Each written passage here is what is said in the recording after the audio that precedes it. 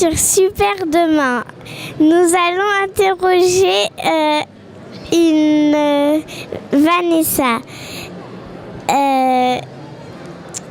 Vanessa, pourquoi avez-vous choisi ce métier ? Bonjour, nous on a monté un studio de jeux vidéo pour les enfants parce qu'on pense que grâce aux jeux vidéo, tous les enfants peuvent apprendre. Et on se dit que même faire des maths, quand c'est fait dans un jeu vidéo ou quand c'est en regardant un dessin animé, c'est sympa. Très bien, mais et Vanessa, une autre question. En quoi consiste votre métier ? Voilà, c'est une très bonne question, merci de l'avoir posée. Alors nous, on est un studio, donc on fait du jeu vidéo, on fait du dessin animé, on fait aussi des ateliers, comme aujourd'hui à Super Demain. Et on s'intéresse en fait à l'éducation. Donc on travaille sur les mathématiques, sur la musique, donc essentiellement des sujets qui concernent l'éducation des enfants. Pourquoi avez-vous... quelle sorte de jeux vidéo vous faites ? Alors on a commencé avec les maths. On a fait un jeu vidéo sur les tables de multiplication, un sur le calcul mental. On travaille sur un jeu sur les fractions, avec une histoire de pirate.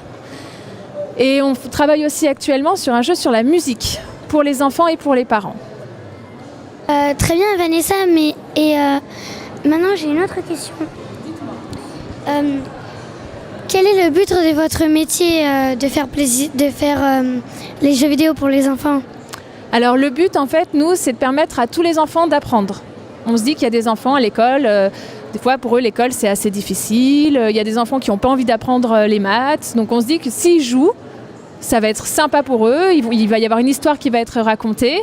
Et par ce biais-là, en fait, de cette façon-là, on se dit que tous les enfants peuvent apprendre et réussir à l'école et dans la vie. C'est une très bonne idée, Vanessa. Merci. Le nom, vous l'avez choisi comment de votre société ? Le nom de la société. Alors la société, elle s'appelle Cube. C'est vrai que c'est un nom un petit peu bizarre. C'est prononcé de plein de façons différentes. Et il a été choisi parce que c'est très difficile de choisir un nom. Et nous, c'est une onomatopée. Vous voyez ce que c'est, une onomatopée ? Et qui fait référence à un bruit qu'on trouvait dans les anciens jeux vidéo. C'est un peu tiré par les cheveux, mais bon, c'est l'explication qu'on a. C'est-à-dire, vous avez repris quelques musiques de jeux vidéo et vous en avez fait un nom. Voilà, exactement. Jeu vidéo. Nous, on entend souvent ce bruit dans les vieux jeux vidéo, on entend piou piou.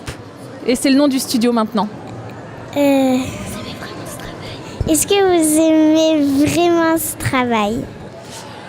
Oui. J'ai la chance de faire un travail qui me plaît. Évidemment, des fois, il y a des choses qui me plaisent un petit peu moins.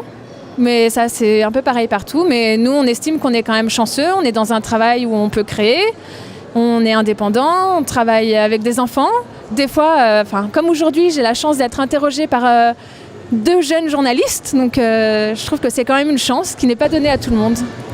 Mais est-ce que c'est vraiment les enfants qui peuvent choisir le jeu vidéo ?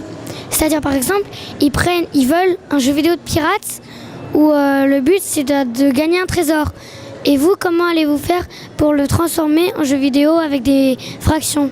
Voilà, alors ça, c'est une excellente question et qu'on nous pose très, très rarement.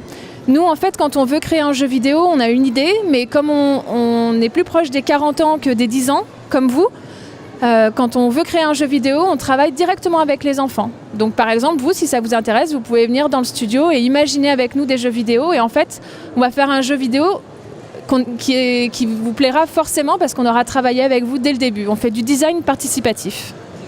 D'accord. Au revoir. Merci beaucoup. Au revoir.